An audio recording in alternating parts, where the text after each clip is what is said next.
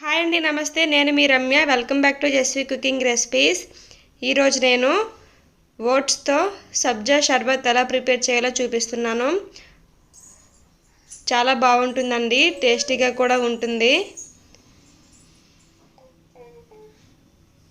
ఈ ఎండాకాలంలో ఒకసారి ఇలా చేసుకొని ఒక 10 నిమిషాలు డీప్ ఫ్రిడ్జ్లో పెట్టుకొని కూలింగ్గా తాగితే చాలా టేస్టీగా ఉంటుంది. ముందుగా ఒక గిన్నె తీసుకొని అందులో 1 కప్ పాలు వేసుకోవాలి. 1 కప్ పాలకి 2 కప్స్ వాటర్ యాడ్ చేసుకోవాలి. వేసుకొని స్టవ్ ఆన్ చేసి స్టవ్ మీద పెట్టుకోవాలి.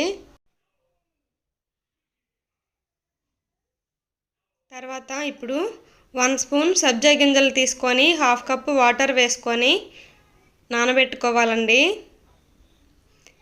ఓట్స్ ఉడికేసరికి సబ్జా గింజలు నానిపోతాయి.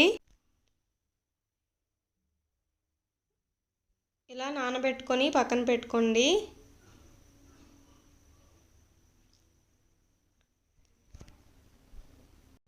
ఇప్పుడు అందులో వేసుకోవడానికి స్వీట్కి సరిపడా బెల్లం తరుక్కొని రెడీగా చేసి పెట్టుకొని ఉంచుకుందాం. నేను ఆర్గానిక్ బెల్లం వాడుతున్నానండి. మీరు ఏ బెల్లమైనా సరే వాడుకోవచ్చు. ఇసుక బెల్లం, కొండ బెల్లం ఉంటాయి కదండి, అలా ఏదైనా సరే వాడుకోవచ్చు. ఈ బెల్లం చాలా స్వీట్గా ఉంటుందండి నార్మల్ బెల్లం కన్నా.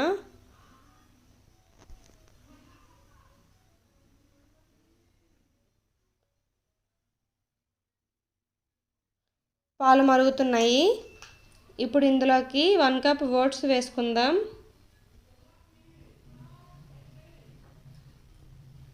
ఓట్స్ ఇలా డైరెక్ట్గా అయినా సరే వేసుకోవచ్చు, లేదంటే లైట్గా ఫ్రై చేసి అయినా సరే వేసుకోవచ్చండి.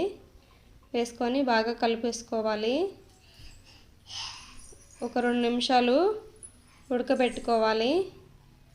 ఇప్పుడు ఇందులోకి బెల్లం వేసుకుందాం. 1/2 కప్ అయితే సరిపోతుందండి ఈ బెల్లం. అదే నార్మల్ బెల్లం అయితే సమానంగా తీసుకోవాలి. ఓట్స్ ఎంతైతే తీసుకున్నామో బెల్లం కూడా అలాగే తీసుకోవాలి.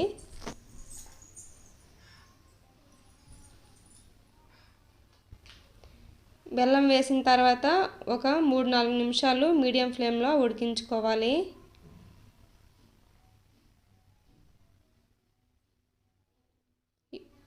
ఒకసారి బాగా కలుపుకోండి.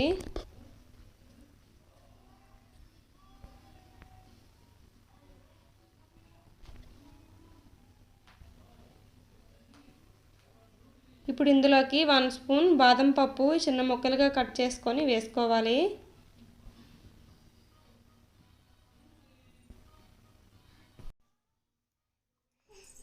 వేసుకొని ఒకసారి బాగా కలుపుకోవాలి. అంతేనండి, రెడీ అయిపోయింది. ఇప్పుడు స్టవ్ ఆఫ్ చేసేసుకొని కిందకు దించేసుకోవాలి.